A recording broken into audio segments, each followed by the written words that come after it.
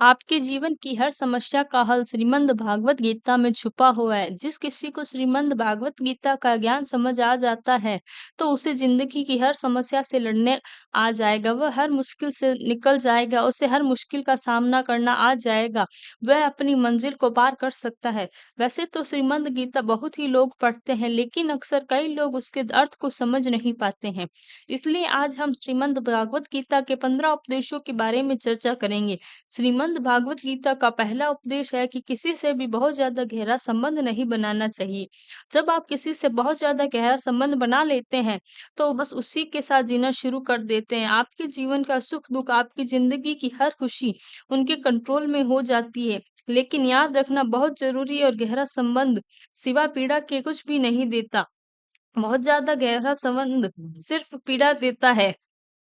आप कभी गौर करना, आपकी ज़िंदगी में बहुत सारे दुःख आपको वहीं से मिलते हैं, जहाँ आपके मन का बहुत ज़्यादा गहरा संबंध होता है। एक राजा के दरबार में एक बहुत ही अच्छा गवैया रहता था, लेकिन वह उसी राजा के दरबार में रहने वाली एक नर्तकी से प्यार करता है।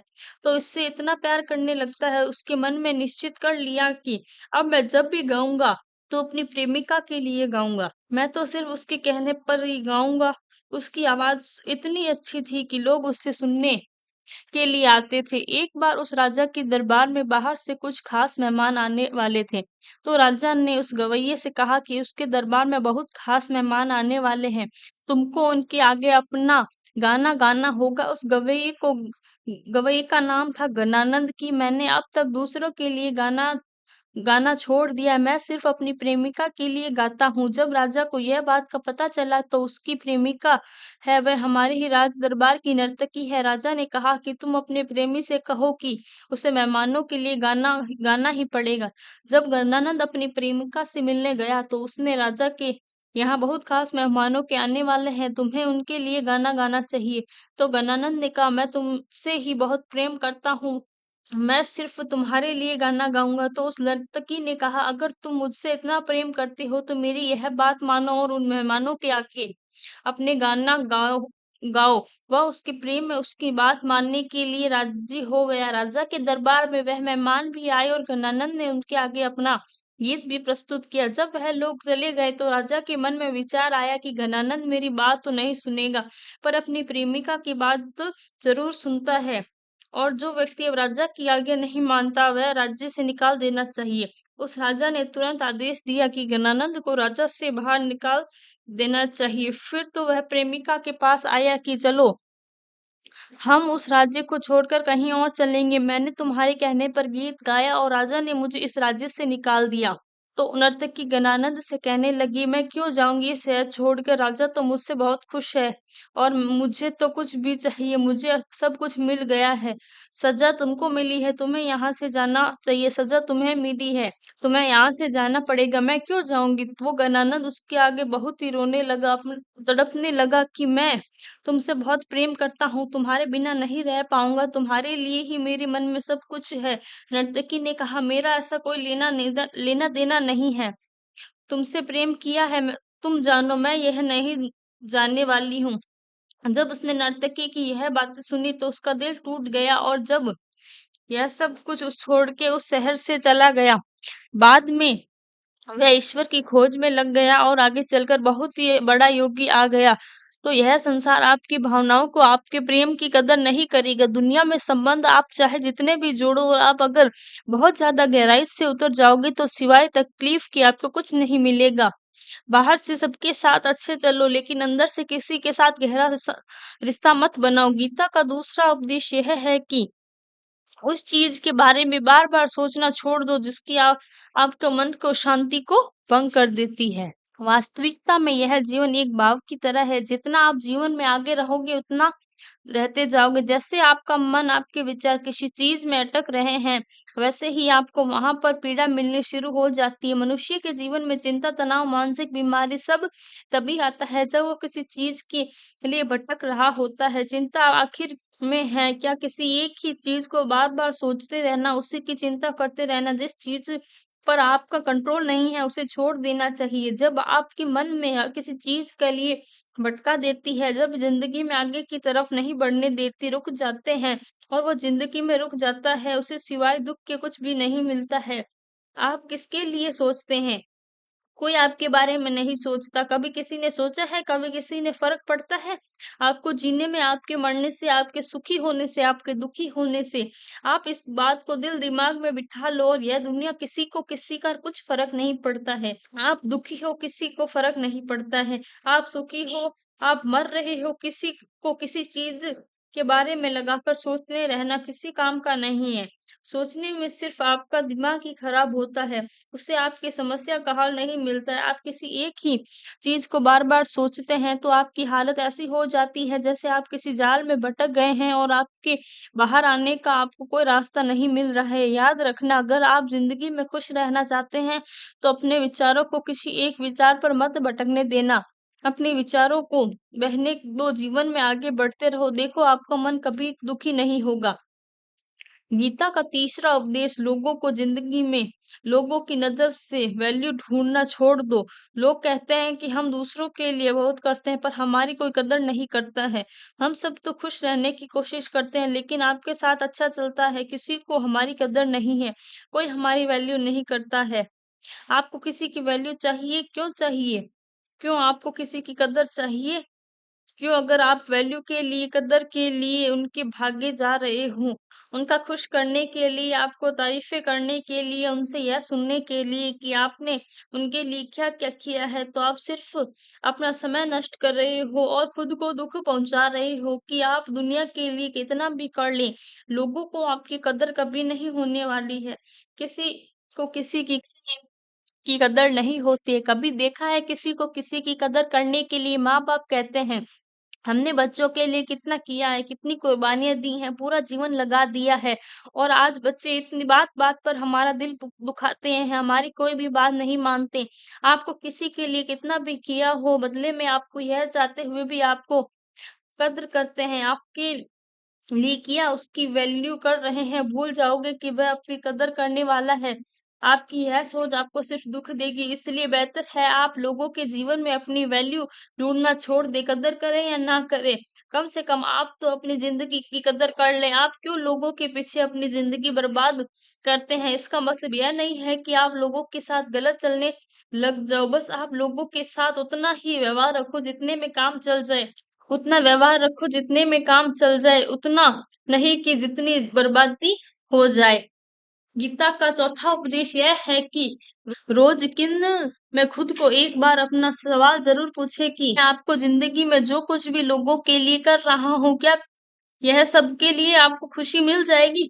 क्या दुःख मिल गया है? अगर कोई अच्छा काम करके भी आपको सिर्फ दुःख ही मिलता है, तो आपको अच्छे काम का क्या फ़ायदा? किसी की परवाह करके अगर आपको सिर्फ दुःख ही मिल रहा है, तो ऐसी परवाह करके क्या फ़ायदा? चीज़ आपको दुःख मिल रहा है, आप लगातार करते रहेंगे तो आप कभी सुखी नहीं होंगे। लोग कहते हैं कि हम तो सच्चा प्रेम कर देते हैं, हमारे मन में कोई भी छल कपट नहीं होता है। सच्चा प्रेम दे रहे हैं, लेकिन दुनिया में किसी को सच्चे प्रेम की कदर नहीं है। और ना ही चाहिए। एक बार भारत में एक विदेशी पर्यटक फॉरेन से घूमने आया। वह किसी होटल में रुक गया। उसके अपने दूध पीने के लिए ऑर्डर किया और उस होटल के मालिक ने सोचा कि मेरे होटल में फॉरेनर रुके हैं तो मैं उसके देश का शुद्ध दूध पीने के लिए दूंगा। उसने दूध का एक गिलास उसके कमरे में भिजवा दिया। उसने दूध टेस्ट इतना अच्छा लगा कि उसने एक और गिलास ऑर्डर किया और होटल के मालिक ने उसे एक गिलास दूध भिजवा दिया। दूध पीकर उसकी तबीयत खराब हो गई। हालांकि वह दूध बहुत अच्छा था, बिल्कुल शुद्ध और प्योर घी से बना हुआ था। शुद्ध उसे पचा नहीं क्योंकि शरीर नकली चीजों का आदी था। शरीर उस शुद्ध देसी घी की से दूध का पचा नहीं पाया। ऐसे ही आजकल लोग हो गए हैं, आंखों से तो प्रेम देते हैं, सच्चा प्रेम देते हैं, शुद्ध प्रेम किसी की हजम नहीं होता। इसलिए आज जिंदगी में कुछ भी कर रहे हैं उससे यह सवाल जरूर पूछना कि आपको खुशी मिल रही है, दुःख मिल रहा है? अगर खुशी मिल रही है तो आप उसे करते रहिए, और लेकिन अगर आपको दुःख मिल रहा है तो लोगों के लिए वो सब कुछ करना छोड़ दीजिए जो आपकी सिर्फ तकलीफ देता हो। गीता का 5वां उपदेश यह है कि किसी को अपने बारे में सब कुछ नहीं बताना चाहिए। बेहतर है कि आप अपने दिल में राज अपने दिल में ही सीमित रखने चाहिए। अगर आप चाहते हैं कि किसी की नज़र में आपकी वैल्यू बिल्कुल खत्म हो जाए तो आपकी परवाह कदर करना भी छोड़ दें, तो अगर आपके बारे में सब कुछ बता दें तो वास्तविकता से लोग इस लायक ही नहीं रहेंगे कि जिनसे आप अपना सब कुछ बता सकते हैं। अक्सर मैंने लोगों को यह कहते हुए सुना है कि कोई ज़िंदगी में ऐसा ज़रूर होना चाहिए जिसे हम अपना सब कुछ बता सके, बनाकर देख लो। अपना सब कुछ शेयर करके देख लो, बदले में आपको अपमान नहीं मिले तो देख लेना, बदले में वो इंसान आपकी कदर कम करेगा, छोड़ देगा। हर चीज़, हर बात सबको बतानी नहीं चाहिए। कुछ दिल की बातें दिल में ही रखने से अच्छा होता है।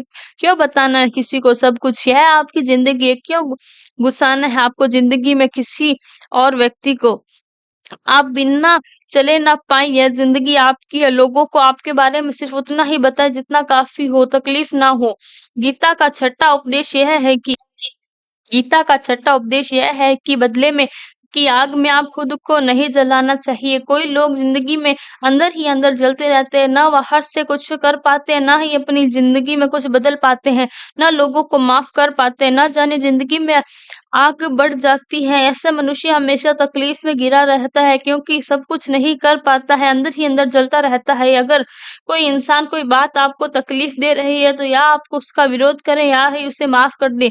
तीसरा कोई रास्ता नहीं है। जितना आप अपने दर्द को, अपनी तकलीफ़ों को अपने अंदर गहरा बढ़ाकर रखते हैं, आप ज़िंदगी में परेशान रहेंगे, फ्रस्ट्रेटेड रहेंगे। बेटर है तो आप कहकर खत्म कर दो, यह किसी का विरोध करो या इस बात को हम बिल्कुल नहीं कहेंगे। बाकी अगर आप बातों को अंदर ही बिठा कर रखें तो लोगों को सिवाय मन में पीड़ा और कुछ नहीं मिलेगी।